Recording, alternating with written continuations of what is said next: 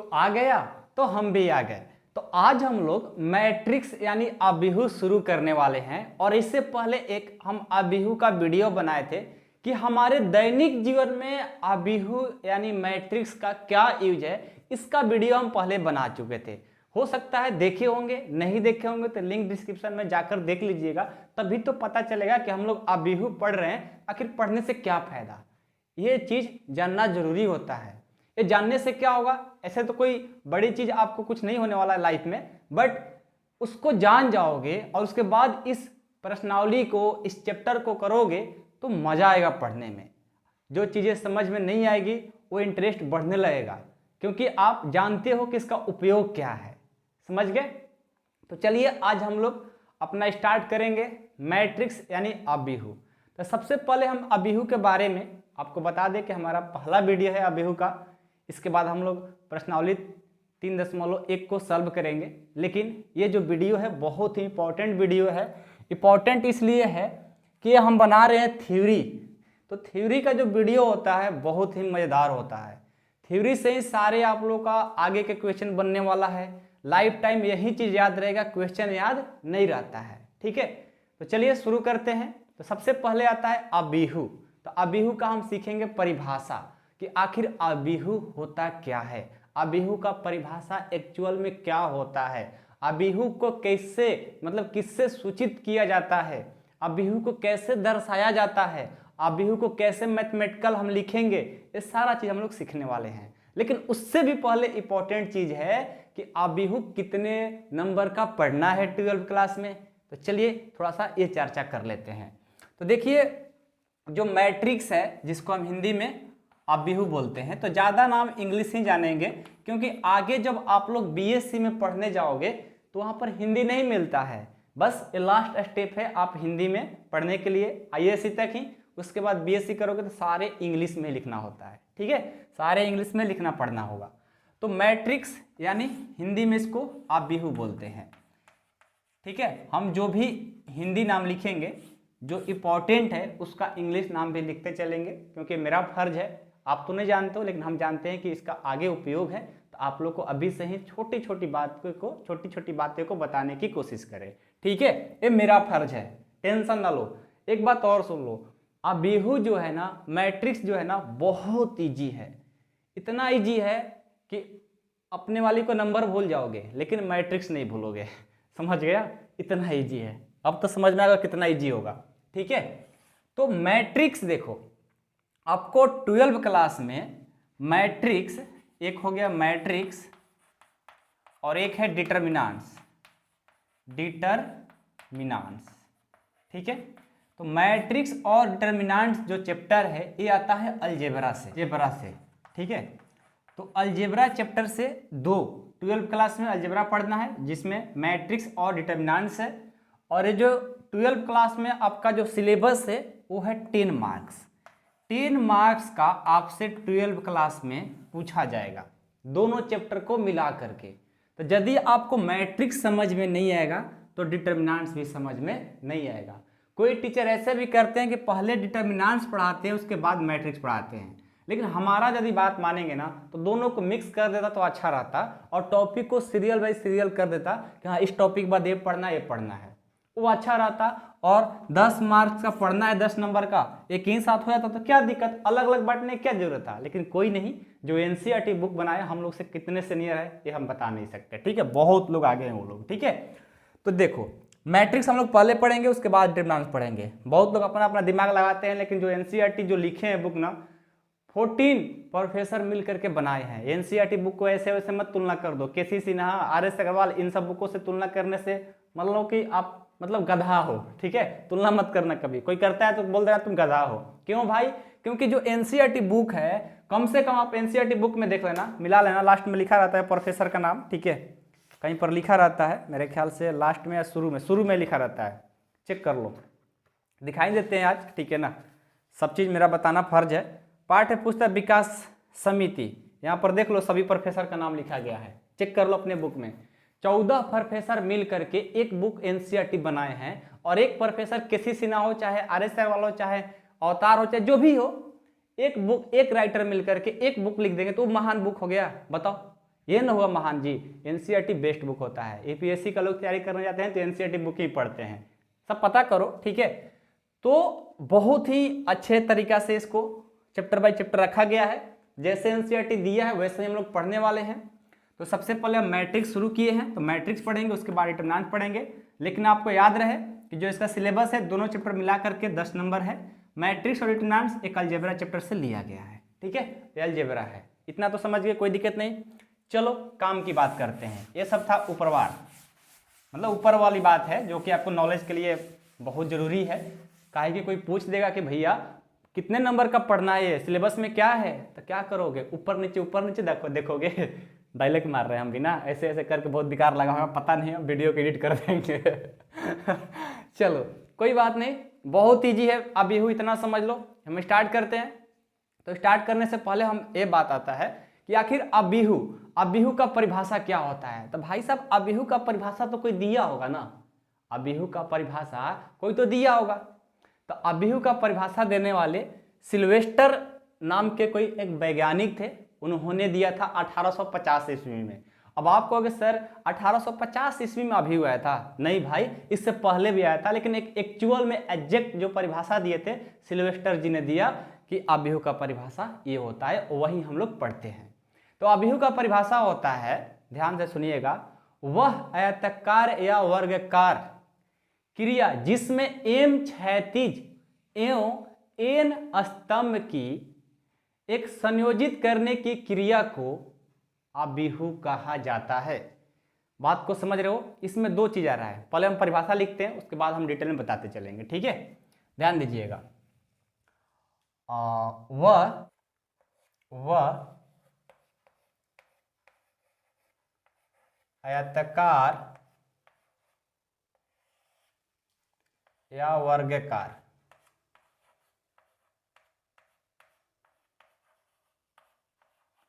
वह आयताकार या वर्गाकार क्रिया जिसमें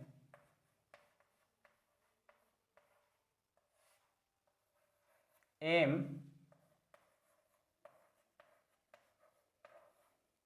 क्षैतिज एवं एन स्तंभ को एक निश्चित क्रम में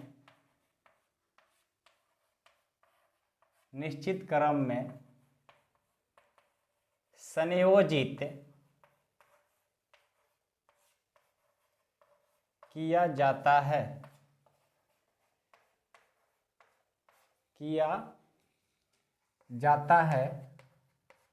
इस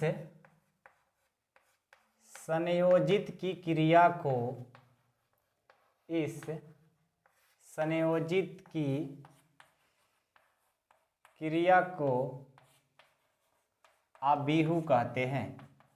आप लोग भी साथ में लिख लीजिए, लेकिन ये बहुत बोरिंग पढ़ाई हुआ, अबिहू कहते हैं। इतना धीरे धीरे हम लिखेंगे बोर्ड पर और आप लोग भी धीरे धीरे सुनेंगे तो कितना बोरिंग आप लोग फील कर रहे होंगे। अब हम आगे से क्या करेंगे कि हम इसको लिख देंगे, लिखने के बाद आप लोग को एक ही बार समझा देंगे, वीडियो को फास्ट कर देंगे, ठीक है, ताकि टाइम भी बचे और जल्द भी हो। अब ये नहीं कि वह आयताकार या वर्गाकार क्रिया जिसमें ये सब टाइम बर्बाद होता है, ठीक है ना। तो आगे सब ऐसा नहीं करने वाले, हमें भी बहुत खराब लग रहा है, ठीक है।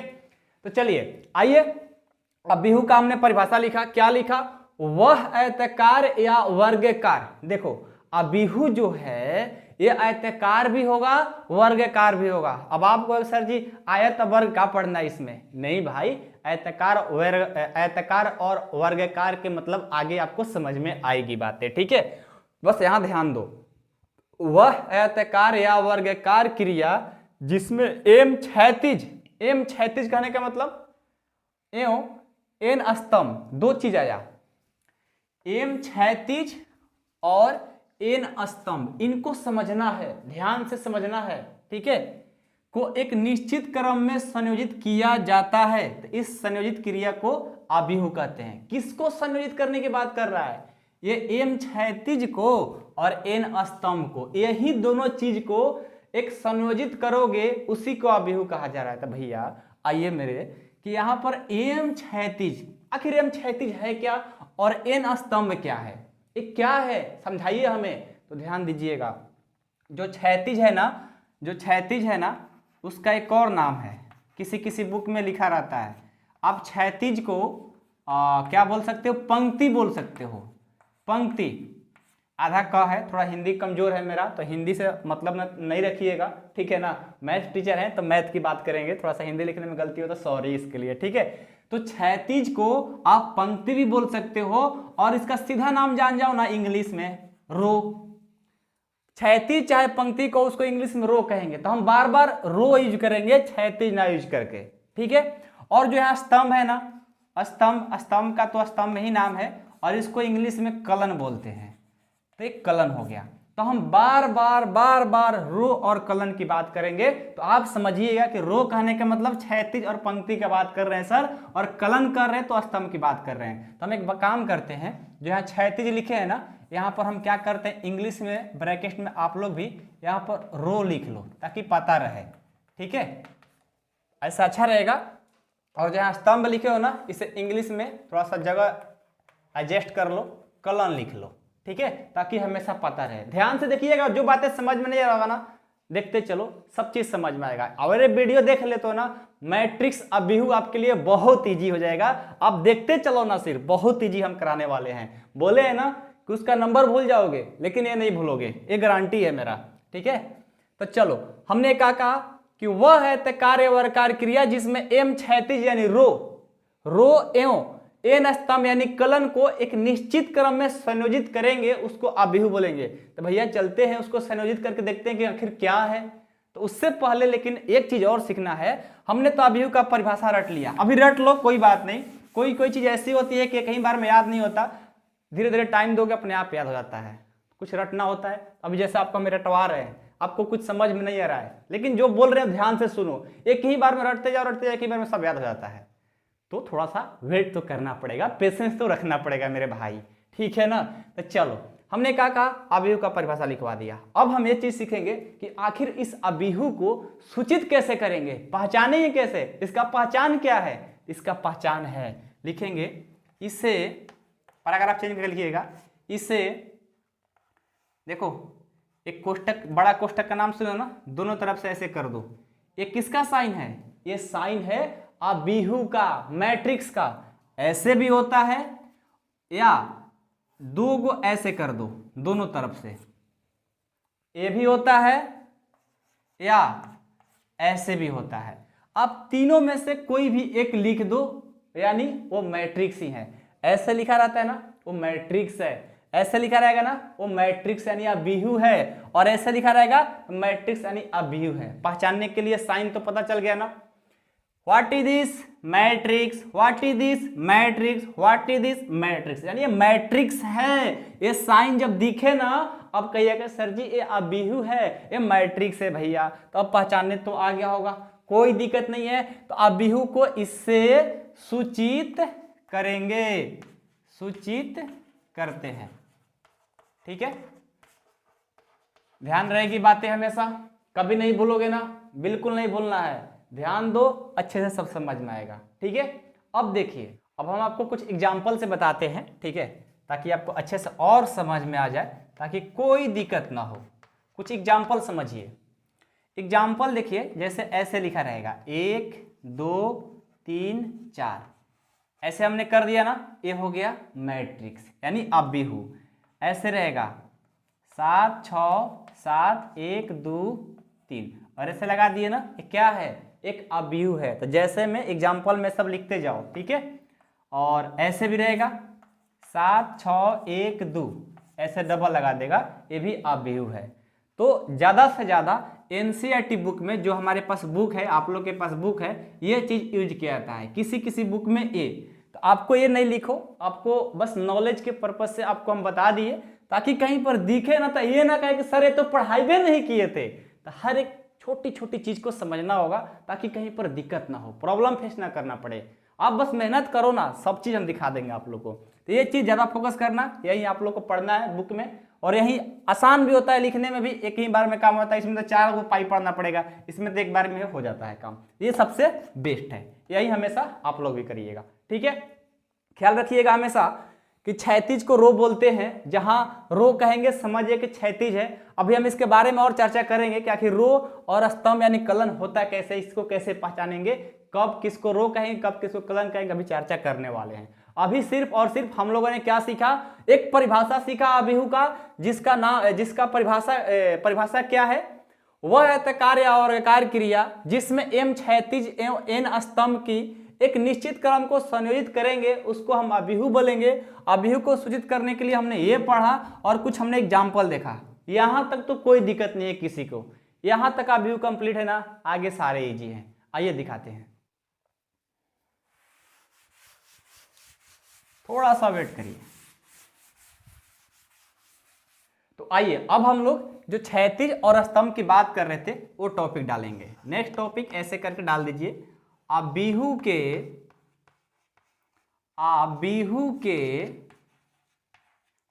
क्षैतिज, अभिहु के क्षैतिज या स्तंभ, ये टॉपिक डालिए, बहुत इंपॉर्टेंट है। आप इसे रो एंड कलन भी बोल सकते हो, row and column, row and column, ठीक है। तो देखो अभिहु के क्षैतिज यानी रो, स्तंभ यानी कलन, ये टॉपिक जो है बहुत इंपॉर्टेंट है, ध्यान से समझना होगा, क्योंकि अभी आप लोग का स्टार्टिंग है ना, तो छोटी छोटी बातें को बताना पड़ता है, ठीक है। तो चलिए, ये तो आगे चल करके अपने आप लगेगा सर क्या पढ़ा रहे थे, कितना इजी है, लेकिन अभी थोड़ा सा लगता होगा यार बहुत ही क्या है, नया नया चीज सीख रहे हैं, लेकिन अभी लगता होगा, लेकिन आगे चल करके बहुत ये सब इजी है, कुछ नहीं है, सबका वैल्यू 0 है, ठीक है। आप इतना तेज हो जाओगे, ठीक है ना। आ जाओ, तो सबसे पहले हम ये चेक करेंगे अभिहु का क्षैतिज। इसमें 2 टॉपिक है, अभिहु के क्षैतिज भी है और स्तंभ भी है। तो हम सबसे पहले क्षैतिज देखेंगे यानी रो को देखेंगे, ठीक है। तो जैसे मान लो कोई मैट्रिक्स गिवन रहेगा, कोई भी मैट्रिक्स गिवन रहेगा, जैसे हम एग्जांपल ले लेते हैं, A इक्वल टू, ये मैट्रिक्स है, अब कुछ भी ले लो। हाँ, एक बात और याद रखिएगा, जो हम A लिए हैं ना, अभिहु को कभी भी लिखिएगा ना अंग्रेजी वर्णमाला के बड़े अक्षर को यूज करिएगा, मतलब बड़ा कैपिटल लेटर को यूज करिएगा, ABCD, छोटा वाला का नहीं। जैसे हमने यहाँ पर A यूज किया ना, आप कुछ भी यूज कर सकते हो, BCD Z कुछ भी यूज कर सकते हो, लेकिन बड़ा होना चाहिए, ठीक है, इस बात को याद रखिएगा। तो मान लो कि हम कोई भी एग्जाम्पल ले लेते हैं, 1 2 3 4 7 8 2 1 1 4 1 3, ये हमने एग्जाम्पल लिया, ठीक है। अब हमने एग्जाम्पल लिया, यहाँ पर हमने क्या बोला, पहले रो के बारे में सीखते हैं। तो ये देखो, ये जो लाइन है ना, ये जो लाइन है, ये दिख रहा है ना, इसको हम लोग रो बोलते हैं, यानी पहला लाइन है तो इसको R1 बोलेंगे। और ये देखो सेकेंड लाइन है, यानी रो ही है, इसको हम सेकेंड लाइन तो R2 बोलेंगे। और ये देखो थर्ड लाइन है, इसको हम लोग R3 बोलेंगे। समझ रहे हो बात को। देखो ये है, क्या है, ये है रो बोलेंगे, इसको रो बोलेंगे। और ऐसे जो रहता है उसको हम क्या बोलते हैं, कलन बोलते हैं। समझ रहे हो। तो नेक्स्ट, ये तो एग्जाम्पल हो गया, समझ में आया कि नहीं, एक बार फिर से समझो। ये जो होता है, इस लाइन को हम लोग रो बोलते हैं। तो ये फर्स्ट लाइन था तो R1 हो गया, सेकेंड था R2 हो गया, थर्ड था R3 हो गया, ठीक है। एक और एग्जाम्पल देखते हैं, ये तो रो के लिए हुआ, इसी में नीचे लिखिएगा, यहाँ तो जगह नहीं, आप लोगों को शायद नहीं दिख रहा होगा, तो यहाँ पर कर देते हैं। एक और मैट्रिक्स है B इक्वल टू, ठीक है, और ये है 1 2 3 4 6 7 8 9 10, ये है। तो ये जो होता है, ये लाइन, ये होता है कलन, इसको हम लोग फर्स्ट है ना तो C1 बोलेंगे, ये सेकेंड है ना इसको C2 बोलेंगे, ये थर्ड है ना इसको C3 बोलेंगे। बहुत सारे बच्चे शुरू में यहाँ पर कंफ्यूजन में पड़े रहते हैं, किसको हम रो बोलेंगे, किसको कलन बोलेंगे, ठीक है। तो रो देखो, रो हमेशा ऐसे रहेगा, रो हमेशा ऐसा रहता है, ठीक है। और कलन जो रहता है ऊपर से नीचे रहता है, ऊपर से नीचे, और रो ऐसे रहेगा, रो कलन। समझ गए, रो सीधा ऐसे चलते जाएगा और कलन गाम में नीचे जाएगा। ठीक है, तो ध्यान रखिएगा कि रो इसको बोलेंगे, कलन इसको बोलेंगे। इस लाइन में भी बोला जाए कि रो कौन है, कलन कौन है, तो रो तो ये हो गया, कलन कौन सा होगा, ये वाला होगा। ये भी क्या है, नीचे में कर देंगे तो कलन हो जाएगा। इसमें देखो कलन तो ये हो गया, रो कौन है, ये वाला है, ये रो हो गया। तो रो और कलन समझ में आया ना। अभी हम और आपसे पूछते हैं, आप लोग बताइएगा। ठीक है, ये टॉपिक डाल लीजिए और इसको लिख लीजिएगा। ठीक है, लिखने के बाद देखो आपसे पूछते हैं। अरे बहुत ईजी है, शुरू में लगता है बहुत डिफिकल्ट, हम भी पढ़ते तो हमको भी बड़ी हार्ड लग रहा था, लेकिन बहुत ईजी रहता है बाद में। तो ये सब क्या है, पढ़ने वाला टॉपिक है, लेकिन क्या करें, पढ़ाना पड़ता है। ठीक है, कोई भी मैट्रिक्स ले लो, सी ले लो, ए ले लो, बी ले लो, कुछ भी ले लो। मान लो ये दिया है, ठीक है, 1 2 3 4 5 6 7 8 9 10 11 12 ये है। इसमें आपसे पूछा जाएगा रो कौन है, तो रो ये है R1, यानी रो हो गया, ये भी है R2 है, और ये क्या है R3 है। कलन कौन है, कलन ये वाला होगा, नीचे के तरफ वाला C1 C2 C3 C4, ये कलन हो गया। समझ रहे हो ना। तो ये होता है ऐसे वाले रो, और ऐसे जो नीचे में जाएगा वो कलन होता है। तो जो ऐसे चलेगा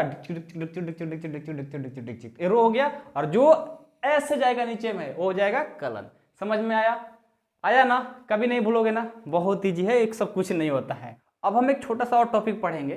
ठीक है, जैसे मान लो कि अब हम इसको हटाते हैं, आपको हम रो और कलन के बारे में समझा दिए।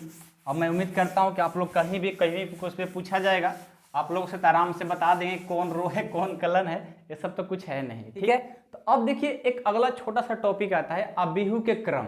ठीक है, अबिहू के क्रम, अबिहू के क्रम को, ठीक है, अबिहू के क्रम को R/C, देखो R गुने C लिखा जाता है, लेकिन इसे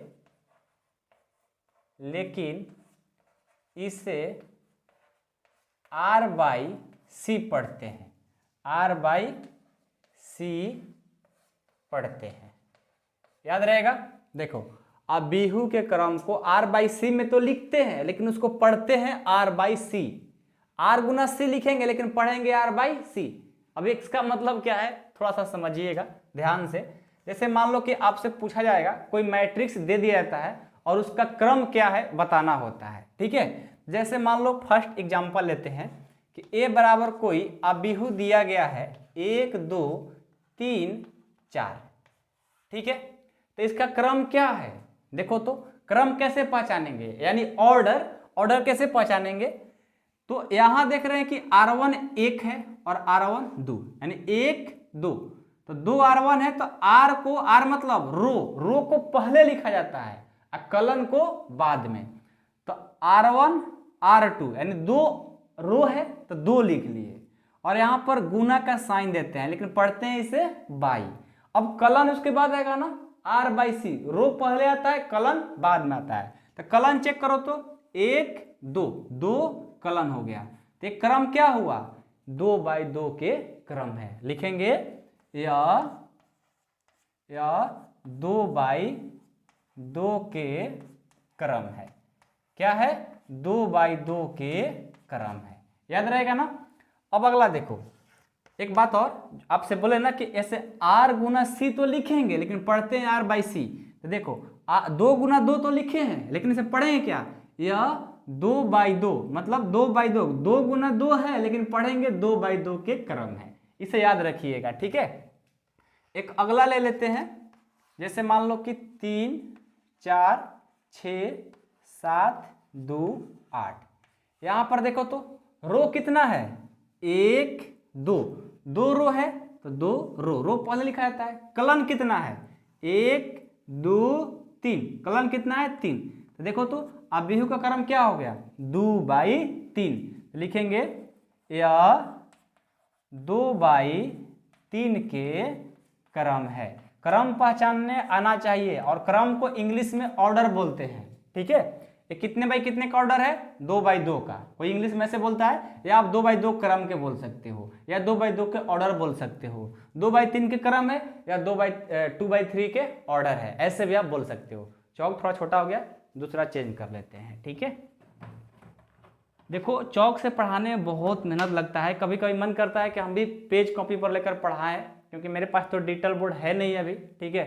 डिजिटल बोर्ड पर रहता है कि सब बातें को लिखना नहीं पड़ता है, ऐसे हाथ जो है गंदा नहीं होता। देखो ठंडे में क्या हो जाता है, मेरा हाथ इस चौक से मतलब खराब हो जाता है हाथ, लेकिन फिर भी कोशिश करते हैं यार, उतना तभी अमीर है नहीं, उतना मेरे पास पैसा है नहीं कि हम डिजिटल बोर्ड ले पाए, लेकिन इन फ्यूचर लिया जाएगा, ठीक है। भले ही कितना कुछ भी हो जाए, बोर्ड पर ही पढ़ाएंगे, मेहनत करेंगे आप लोग के लिए, आप लोग को छोड़ेंगे नहीं।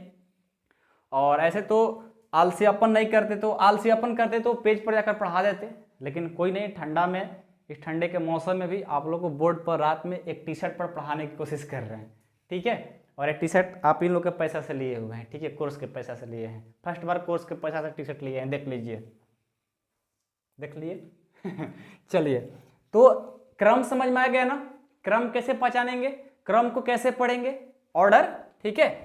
तीसरा एक आप लोग करके देख लीजिए, सी एक मैट्रिक्स है, 1 2 4 6 7, 1 2 4 1 2, ये है। इसका क्रम देखो तो क्या है, एक रो दो रो, दो रो है, यानी रो को पहले लिखेंगे, कॉलम क्या है 1 2 3 4 5, तो 2x5 के क्रम है। आ गया समझ में, गुना में है लेकिन पढ़ेंगे बाई में, इस बात को याद रखिएगा, मैट्रिक्स का एक अजीब सा रूल ही है ना, कोई बात नहीं है तो है, पढ़ डालेंगे, ठीक है। तो मैं उम्मीद करता हूं कि आप लोग को क्रम भी समझ में आ गया होगा। एक और आप लोग को देते हैं और आप लोग बना करके चेक करिए, क्या आप पहचान पा रहे हैं। नहीं पहचान पा रहे होंगे तो थोड़ा सा वीडियो को पीछे करके देख लीजिएगा, आ जाएगा बात समझ में, ठीक है। ये छोटी छोटी बात को याद रखिएगा, तब फिर आगे पढ़ने में कोई दिक्कत नहीं होगा, ठीक है। चौथा, मान लो ए का कोई मैट्रिक्स है, 1 2 3 4 5 6 1 2 0 7 0 2, ये मैट्रिक्स है, इसका क्रम पहचानना है, तो क्या पहचान पाओगे, पहले रो ना, 1 2 3, 3 रो, 1 2 3 4, 4 कॉलम, यानी 3x4 के क्रम में है, ठीक है। चलिए आगे बढ़े। अब चलिए हम सीखेंगे अभिहु के समान क्रम और असमान क्रम, ठीक है। जैसे अभी अपने क्रम पढ़ रहा था 3x4 का, कोई 2x2 का, तो एक नेक्स्ट टॉपिक आता है इसी में से, अभिहु के समान या असमान क्रम, ठीक है। या नहीं होगा, एवं होगा, ठीक है। अगला टॉपिक है अभिहु के समान तथा असमान क्रम, असमान क्रम। अब ये क्या होता है, अभिहु के समान तथा असमान क्रम। अभिहु के समान, समान मतलब बराबर, असमान मतलब बराबर नहीं, यही तो देखो अभिहु के समान क्रम और असमान क्रम में क्या है। जैसे मान लो कि यहाँ पर हमने एक कोई क्वेश्चन लिया, a इक्वल टू 1 2 3 4, पहले हमें जो भी मैट्रिक्स दिया रहेगा पहले उसका क्रम चेक करेंगे, क्या उसका क्रम है, ठीक है। तो इसका जो क्रम है, आपको क्रम पहचानने आ गया है कि R1 R2 दो रो है और 2 कॉलम है, तो 2 रो 2 कॉलम, तो 3 कहां से आ गया भाई साहब, 2 लिखेंगे ना, 2 कॉलम है। और रो और कॉलम किसका नाम है, जो क्षैतिज को इंग्लिश में रो बोलते हैं और स्तंभ को इंग्लिश में कॉलम बोलते हैं। तो हम लोग बार बार रो कॉलम ही कहेंगे, क्योंकि इंग्लिश नाम अच्छा है बोलने में भी, क्षैतिज स्तंभ करने में कन्फ्यूजन होता है, ठीक है। तो आपसे भी सजेस्ट करेंगे रो कॉलम ही बात करो, ठीक है।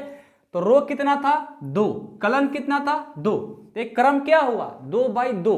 तो जिसका क्रम सेम रहेगा, यानी यहां पर दोनों का क्रम सेम रहेगा, उसको बोलेंगे यह समान क्रम है। देखो तो 2x2 दोनों सेम है, तो बोलेंगे यह समान क्रम है, यह समान क्रम है, ठीक है। अगला लेते हैं, a बराबर है 1 2 3 4, 1 4 6 नहीं 4 6, और एक क्रम है। पहले तो इसका क्रम चेक करेंगे कि रो 1 है, रो 2 है, 2 रो है और 1 2 3 4 कलन है। तो यहां देखो तो दोनों का क्रम सेम है, 2/4 का तो क्रम है, लेकिन दोनों का मान जो है अलग अलग हो रहा है। जब अलग अलग है तो क्या बोलेंगे, यह असमान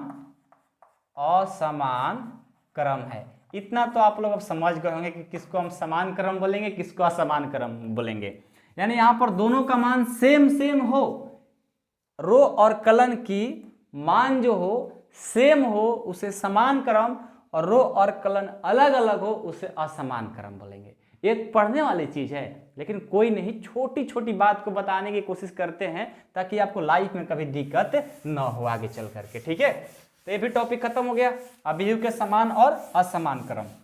अब ये सब रटने अब पढ़ने नहीं लग जाना, बस इसको देख लो, जहां बुक में जहां पर क्वेश्चन कराया जाएगा थोड़ा सा याद दिलाया जाएगा कि हाँ ये चीज पढ़ाया गया था, तो वहां पर आपको 100% वो बातें समझ में आएगी। इसके लिए पढ़ाया जाता है, ऐसा नहीं कि सर सबको रटना है, नहीं जी, सिर्फ देखना है, सीखना है, जहां यूज होगा वहां पर बताया जाएगा, वहां पर पढ़ना होगा।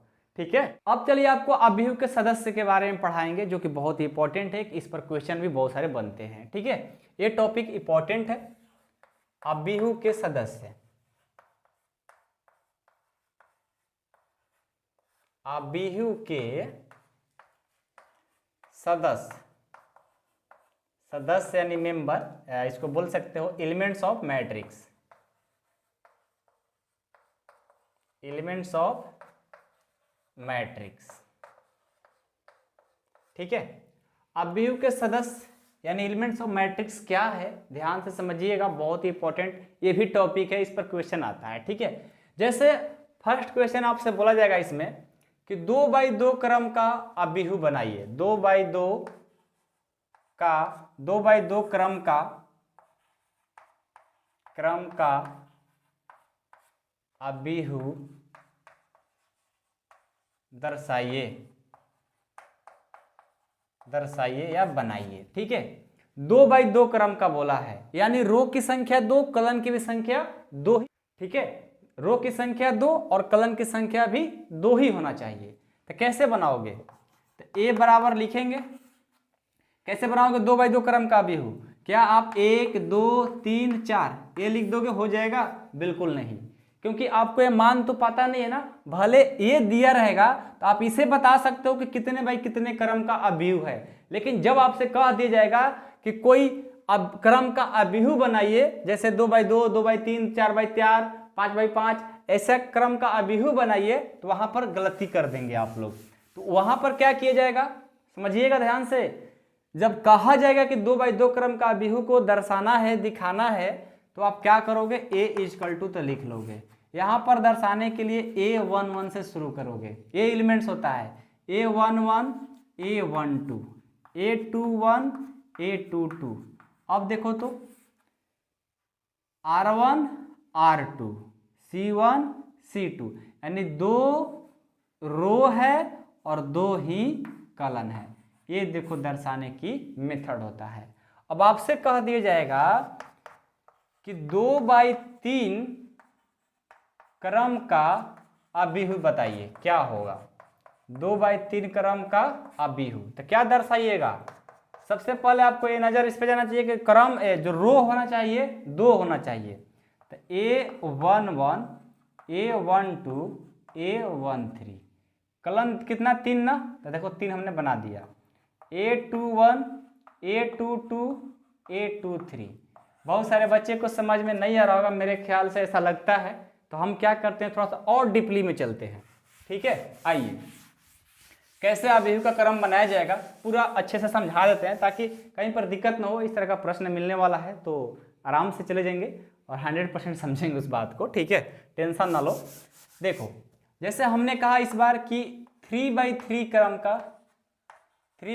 क्रम का अभियुक्त, यानी बनाइए चाहे दर्शाइए। ठीक है, 3x3 क्रम का अभियुक्त बनाना है, तो कोई भी अंग्रेजी वर्णमाला के अल्फाबेट का कोई भी एक अक्षर ले लो, ए ले लिए, और हम देख रहे हैं कि सबसे पहले रो होता है, उसके बाद कलन, तो रो की संख्या 3, कलन की संख्या भी 3। तो कहां से शुरू होता है कोई भी अभियुक्त बनाने के लिए, 1 1 से, कहां से 1 1 से, तो a 1 1। अब ए क्या यहाँ से लाए हैं भाई, तो मैट्रिक्स का लिखने का तरीका है, A11 लिख सकते हो, A11 होता है, उसके बाद A12 यानी 1 सेम रहेगा फर्स्ट रो में, और जो n होता है, जो इसका अगला टर्म होता है वो चेंज होते जाएगा।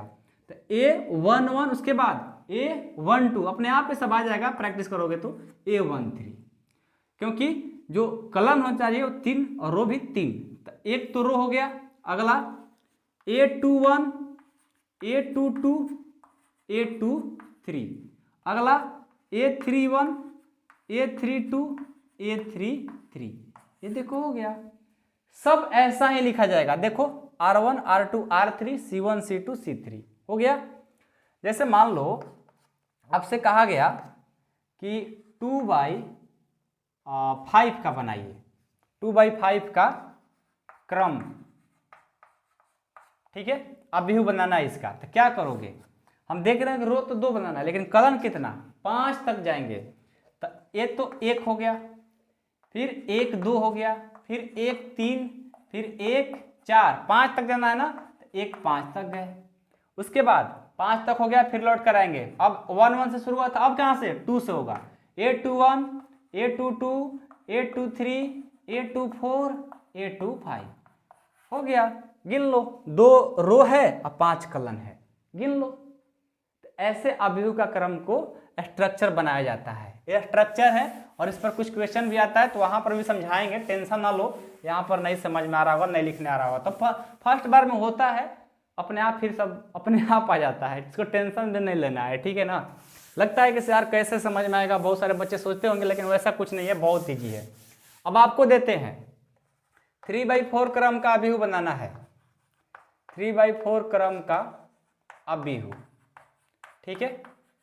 अब कैसे बनाओगे, कुछ नहीं करना है, 3 रो चाहिए, 4 कलन चाहिए, तो ये स्टार्ट कहां से होगा, 1 1 से। तो A11 एक कलन का काम हो गया, 1 2, उसके बाद 1 3, उसके बाद 1 4, देखो 1 2 3 4, 4 कलन का काम कर दिया, लेकिन रो कितना चाहिए, 3, तो 3 तक ले चलेंगे, क्योंकि अभी एक ही रो हुआ है। A21 A22 A23 A24 हो गया, 2 रो हो गया। अगला लिख लो A31 A32 A33 A34, ये हो गया 3/4 का क्रम का अभिहु। तो ये सब अपने आप आ जाएगा, प्रैक्टिस करो। आप एक और बनाओ, 4/4 का बनाकर चेक करो, 2/5 का चेक करो, 3/3 का चेक करो, बनाओ, अपने आप आ जाएगा, ठीक है। चलो ये भी कंप्लीट होता है, आगे बढ़ते हैं।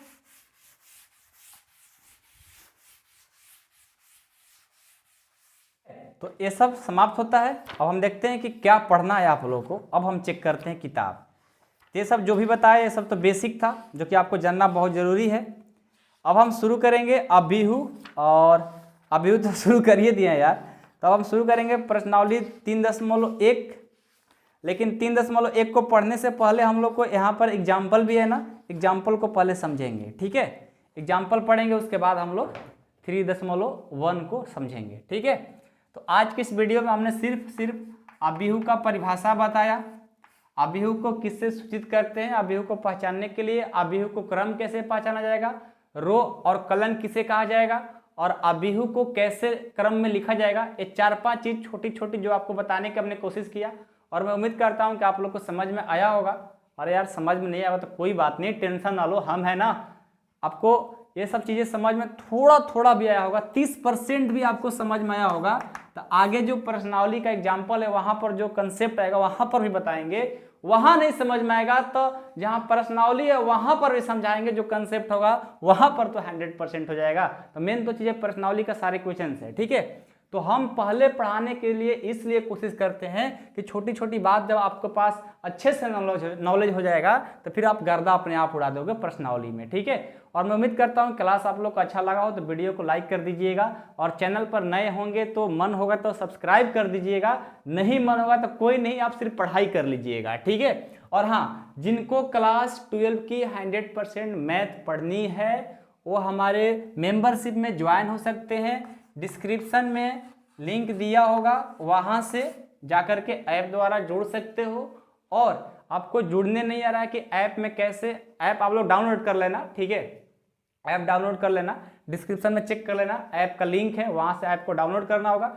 डाउनलोड करके आप डायरेक्ट मेरा कोर्स परचेज कर सकते हो। वहाँ पर 100% आपको 12 की मैथ कंप्लीट करा दी जाती है। मात्र 499 रुपया फ़ी है, उसमें पूरे साल की फ़ी है। जब तक आपका एग्जाम नहीं हो जाएगा तब तक के लिए वो फ़ी है, ठीक है। यहाँ खुजली हो रहा है तो उसमें ज्वाइन होना होगा तो ज्वाइन कर दीजिए।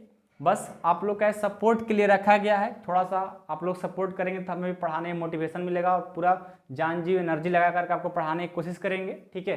तो जिनको ज्वाइन करना होगा डिस्क्रिप्शन में दिया गया है ऐप, वहाँ से आप डाउनलोड करके वहाँ से कोर्स परचेज कर सकते हैं। जिनको नहीं करने आ रहा है, जिनको समझ में आ रहा है कैसे हम परचेज करें ऐप द्वारा, तो आपको कुछ नहीं आता, कोई बात नहीं, नहीं समझ में आता है पहली बार में सबको, तो आप इस नंबर पर कॉल करिएगा 8383896119 पर।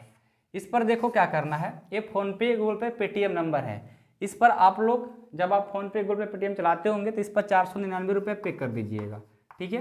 पे करने के बाद उसका स्क्रीनशॉट सेंड कर दीजिएगा, यही व्हाट्सअप नंबर है। यदि आप फ़ोनपे, गूगल पे, पेटीएम नहीं चलाते होंगे तो जाना मार्केट में मोबाइल वाले जो दुकान होता है, साइबर कैफ वाले, उनके पास जाना, वहाँ पर रिचार्ज वो लोग कर देंगे, फ़ोनपे, गूगल, पेटीएम कर देंगे।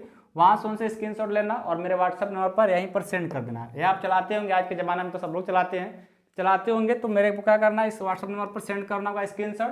सेंड करने के बाद आपको मेंबरशिप में ज्वाइन कर देंगे, ऐप में आपको ज्वाइन कर देंगे, आपका नंबर ऐड कर देंगे, आपका ईमेल आईडी ऐड कर देंगे, फिर आपका कोर्स आराम से वहाँ दिखने लग जाएगा, ठीक है।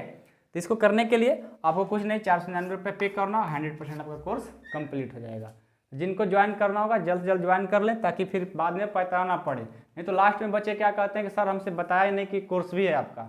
जिनको ज्वाइन करना है जल्दी ज्वाइन कर लीजिए, तभी आपको प्रॉफिट होगा।